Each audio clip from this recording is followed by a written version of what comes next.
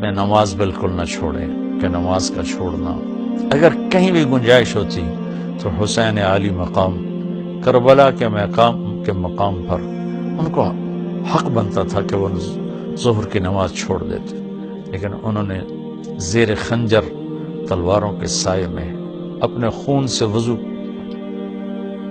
کر کے کربلا کی مٹی سے تیمم کر کے سجدوں میں سر رکھ کے جان دے کر یہ پیغام دیا کہ اگر اہل البیت آل الرسول کربلا کی تپتی ریت پر سجدہ کر سکتے ہیں تو تم ٹھنڈی چھاؤں میں کیوں سجدوں سے بے نیاز ہو گئے ہو؟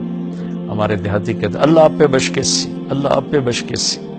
یہ بہت خطرے کی بات ہے بھائیو، نماز نہیں چھوڑی گئی کربلا میں بھی تو آج کیسے چھوڑی جا سکتی ہے؟ یہ میرا پیغام ہے۔ اللہ تعالیٰ مجھے آپ کو سب کو اپنے دین کی، دنیا کی، اس ملک کی حفاظت کے لیے استعمال فرمائے اور ہم سے راضی ہو جائے۔ السلام علیکم ورحمۃ اللہ وبرکاتہ۔